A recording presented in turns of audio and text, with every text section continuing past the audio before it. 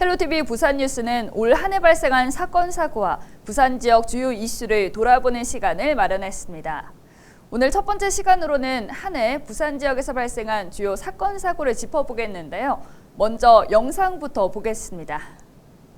베트남 국적 외국인들이 마약을 투약하며 영화에서나 볼 법한 일인데 인터넷으로 마약류를 사들이고 매년 10,000명이 넘는 마약류 사범이 발생하고 경찰이 굳게 닫힌 철문을 강제로 뜯어내고 내부로 진입합니다.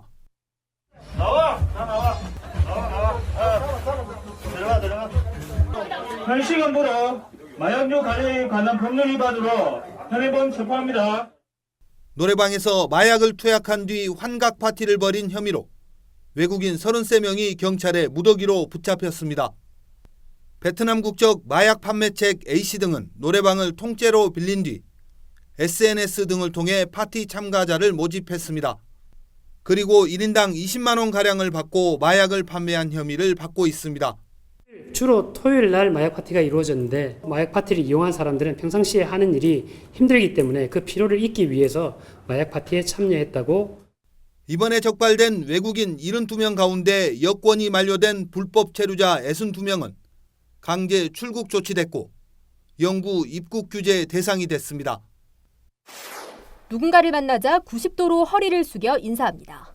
잠시 후 거리에서는 패싸움이 벌어집니다. 한 조직원이 상대 조직원에게 폭행을 당한 데서 시작한 보복 폭행은 장례식장과 도심 번화가 등에서 장소를 가리지 않고 이어졌습니다. 상대 조직과 집단 난투극을 벌이는 것은 물론 조직 관리를 위해 탈퇴한 조직원을 찾아가 흉기로 상해를 입히며 응징하기도 했습니다. 일반 시민들에게도 폭력을 행사한 사실이 드러났습니다. 관계된 주점에서 시비하는 손님을 조폭 8명이 집단 폭행해서 8주 상해를 가한 사건이 있었고, 숙박 임대업소를 하는 주인이 전화를 불친절하게 받는다는 이유로 주거지까지 찾아가서 집단 폭행을 한 사건도 있었습니다. 경찰은 1년 2개월간의 추적 끝에 폭력 행위 등에 가담한 폭력 조직원 73명을 붙잡아 24명을 구속했습니다.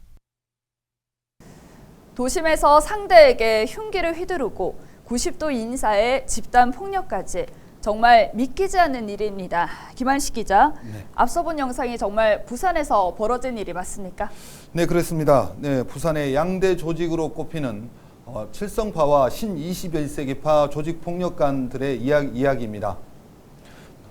네, 이들 조직은 부산 지역 최대 폭력 조직으로 30년간 앙숙관계를 이어오며 충돌해 왔는데 이번에 무더기로 검거됐습니다. 또 검거 과정에서 조폭들이 운영하던 불법 성매매업소 6곳도 적발됐습니다. 지난 10월 23일에는 폭력 조직 전두목의 팔순잔치가 시내에서 열리면서 경찰에 비상이 걸렸었죠. 네, 그렇습니다. 예전 상황을 살펴볼 때 단체로 90도 인사를 하면서 시민들에게 위화감이 조성되기도 했습니다. 또 경쟁 관계에 있는 조직원과 폭력 사태로 이어질 수 있는 위험이 높은 것도 사실이었는데요. 하지만 이날 행사장 주변으로 경찰 200여 명이 배치됐고 위화감 조성 등을 지양할 것을 경고하면서 우려했던 사태는 발생하지 않았습니다. 네, 이번엔 마약을 투약하며 환각 파티를 벌였던 사건에 대해서 이야기 나눠보겠습니다. 마약 파티를 벌인 일당이 검거됐는데 이 참가자는 누구였고 또 모집 방식과 운영 방법 어떻게 됩니까? 네, 일단 우선 SNS나 아는 사람을 통해 마약 파티 참가자를 모집했습니다. 그리고 외국인 전용 클럽과 노래방을 빌려 환각 파티를 벌였습니다. 이들은 일이 힘들어 피로를 잊기 위해 마약을 투약했다고 경찰에 진술했습니다. 네, 한 번쯤은 괜찮겠지라는 생각으로 마약을 접했다 수렁에서 빠져나오지 못하게 된 겁니다. 정말 호기심이라도 마약을 접해서는 안 될 것 같습니다.